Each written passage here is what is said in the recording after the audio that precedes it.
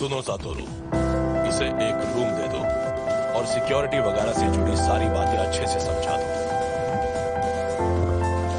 तुम पास हो गए बच्चे, जुजुत्सु ट्रेक में तुम्हारा स्वागत है। शिगुरु, अब तो तुम्हारी हालत काफी अच्छी है। स्कूल में और भी कई रूम्स खाली थे ना। देखो लोग साथ में रहते हैं तो रौनक बढ़ती है। मुझे लगा तुम्हारे लिए क्लास और मिशन में साथ रहना काफी है, मैं ऐसे और नहीं सह सकता। ये कमरा कितना साफ है। मैंने कहा ना, मैं ऐसे और नहीं सह सकता। चलो सब ठीक से हो गया। हाँ एक और बात, हमें कल बाहर जाना है। कल हम जाएंगे और फर्स्ट ईयर के तीसरे स्टूडेंट को लेकर आएंगे। शिबुया और शिनागावा जाने वाली ट्रेन थोड़ी देर में प्लेटफॉर्म नंबर 3 पर आने वाली है। सुरक्षित रहने के लिए पीली रेखा के पीछे खड़े रहिए। प्यारी साओ, मैं आ गई।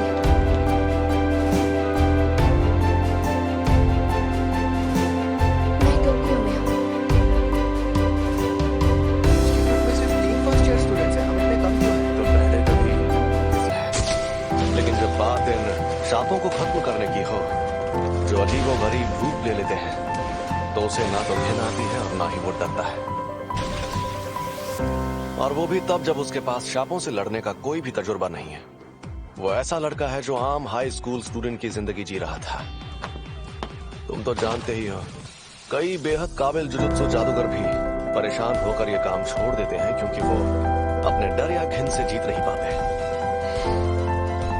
इसलिए आज मुझे देखना है कि उस लड़की में कितनी सनक है। ए, शाप कहीं के।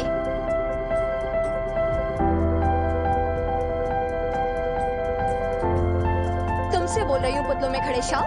तुम्हें लगता है तुम इस तरह मुझसे छिप सकते हो? ठीक है, मत आओ सामने, मैं तुम्हें ऐसे ही खत्म करती हूँ। लेकिन नोबारा के पास तो एक्सपीरियंस भी है, तो अब ये बात चेक करने का क्या मतलब है? शाप इंसानों के दिमाग से पैदा होते हैं, इसलिए जहाँ ज्यादा आबादी होती है वहाँ शाप भी उतने ही ताकतवर होते हैं।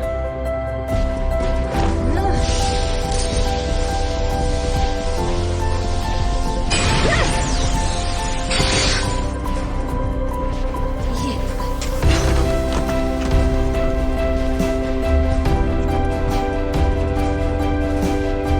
तुम्हें लगता है नोबारा ये बात जानती है कि टोक्यो के शाप उसके छोटे शहर के शापों से एकदम अलग है।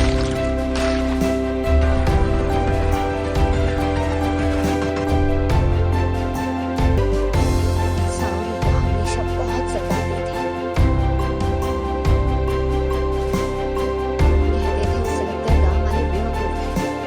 बेकार में उस पर शक करते रहते थे। और फिर आखिर में उन्होंने उसे भगा दिया।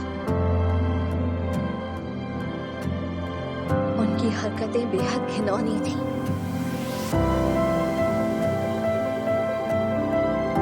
वो मुझे घर पर बनी टेस्टी खाने की चीजें देती थी जिनका मैंने कभी नाम भी नहीं सुना था, और वो हमेशा कहती थी शहर की चीजें ज्यादा टेस्टी होती हैं।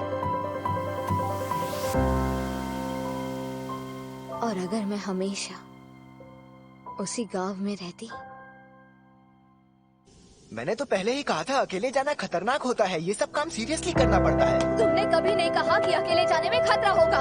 क्या मैंने नहीं कहा था? और पहले ये बताओ कि कौन सी चक्की का आटा खाते हो कि दीवार में ऐसे छेद कर देते हो?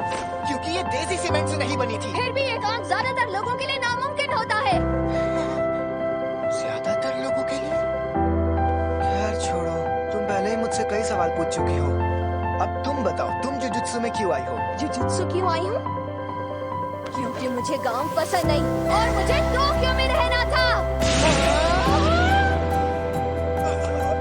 और यही एक तरीका था जिसके सहारे मैं बिना पैसे खर्च किए शहर में रहने आ सकती थी।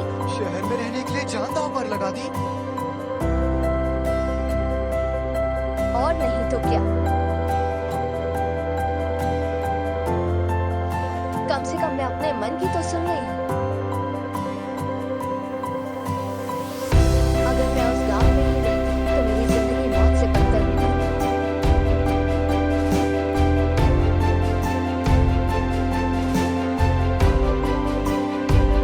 यार ये सब देखो, मैं टोक्यो आ गई हूँ।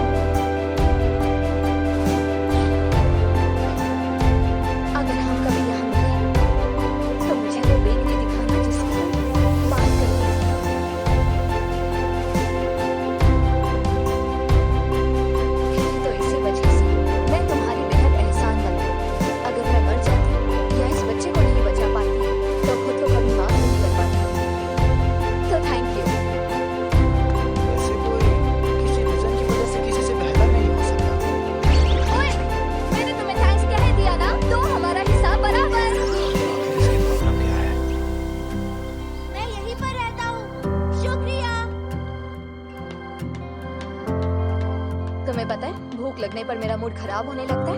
तुम्हारा मूड कब खराब नहीं होता है? चलो ये तो बहुत अच्छा हुआ। अरे ये हमने उस बच्चे को घर पहुंचा दिया। तो चलो अब चलकर कुछ खा भी लेते हैं। मुर्गा खाऊंगा। और मैं सुशी। जो बोलो वो खिलाऊंगा। तुम्हें क्या खाना है?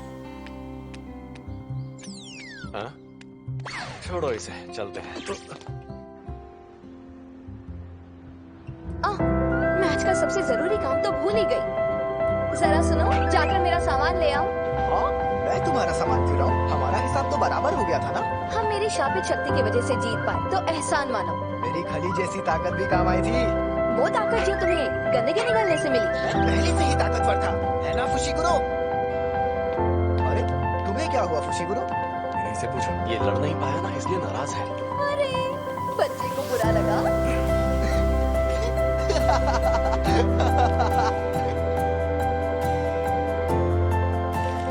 जुलाई 2018 West Tokyo city issue juvenile detention centre. आज खेल के मैदान के ठीक ऊपर आसमान है। ये क्या है? नहीं पता। एक अव्वल दर्जे